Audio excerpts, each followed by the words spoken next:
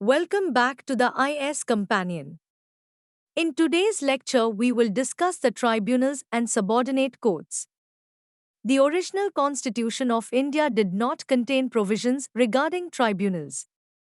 However, the 42nd Amendment Act of 1976 introduced a new Part 14-A titled Tribunals, consisting of two articles, Article 323A and Article 323B.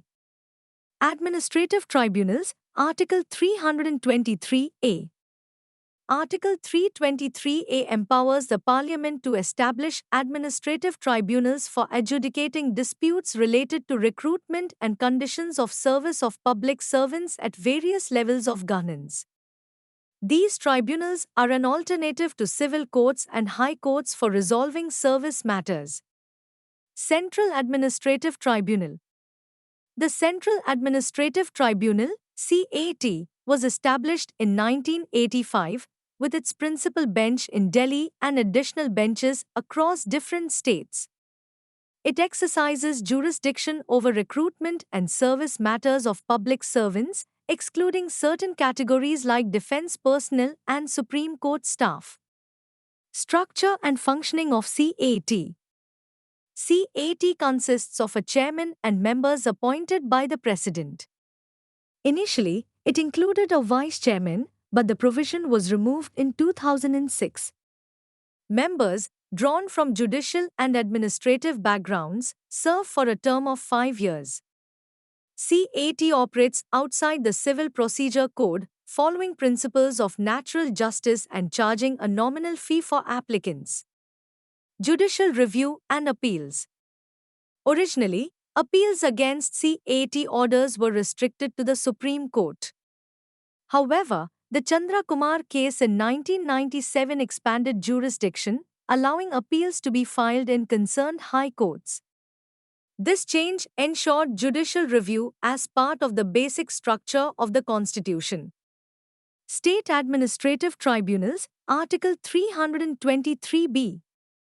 Article 323B allows Parliament and state legislatures to establish tribunals for various matters like taxation, land reforms, and elections. Unlike Article 323A, which focuses on public service matters, Article 323B covers diverse subjects within legislative competence. Structure and functioning of SATs. States can request the establishment of state administrative tribunals, SATs, for resolving service matters of state government employees. The chairman and members of SATs are appointed by the President after consultation with the governor of the concerned state. Differences between Article 323A and Article 323B. These articles differ in terms of subject matter, jurisdictional authority, and hierarchy of tribunals. While Article 323 pertains to public service matters and allows only one tribunal per state, Article 323B covers a broader range of issues and permits both Parliament and state legislatures to establish tribunals. State judiciary structure and function. The state judiciary comprises high courts and subordinate courts, including district courts and lower-level courts. District judges, appointed by the governor in consultation with the High Court, hold pivotal roles in the adjudication process. Constitutional provisions for subordinate courts. Articles 233 to 237 regulate the organization and independence of subordinate courts.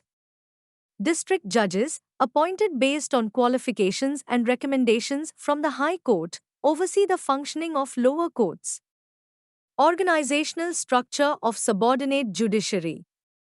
Subordinate courts, operating below high courts, form a three-tier system with district courts at the apex. These courts handle civil and criminal cases, with district judges exercising both judicial and administrative powers. National Legal Services Authority, NALSA. Article 39 mandates free legal aid for the poor and vulnerable sections of society.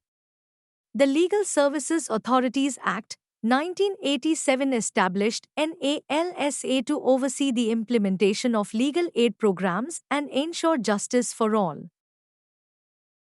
Lok Adalats. Lok Adalats provide an alternative dispute resolution mechanism, facilitating speedy and cost-effective resolution of disputes through conciliation. These forums, recognized under the Legal Services Authorities Act, aim to promote justice and equality. Permanent Lok Adalats. Amendments to the Legal Services Authorities Act in 2002 introduced permanent Lok Adalats to address cases related to public utility services. These specialized tribunals expedite the resolution of disputes and relieve the burden on regular courts.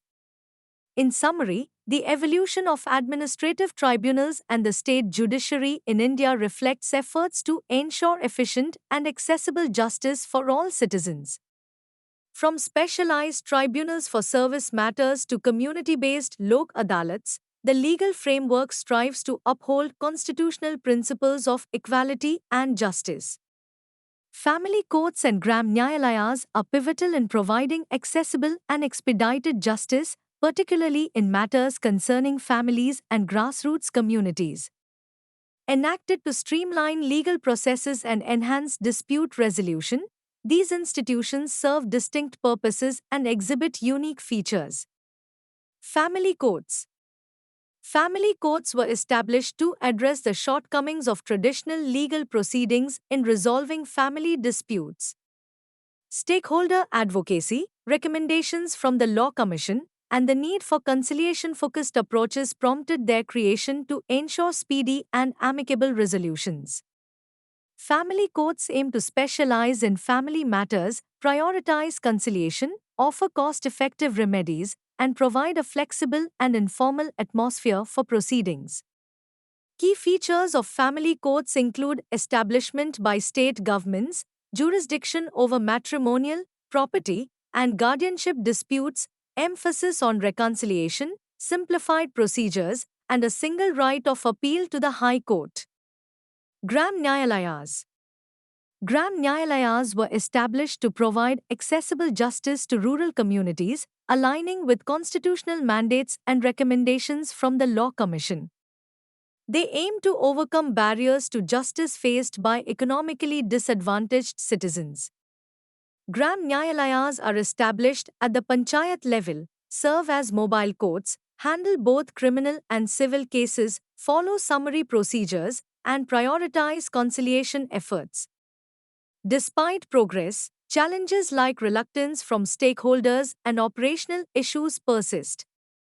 Addressing these requires collaboration between authorities and local stakeholders. Family courts and Gram Nyayalayas represent crucial steps towards equitable justice delivery. By prioritizing conciliation, accessibility, and efficiency, they strive to meet the diverse legal needs of society, ensuring fair resolutions for all citizens. Thank you.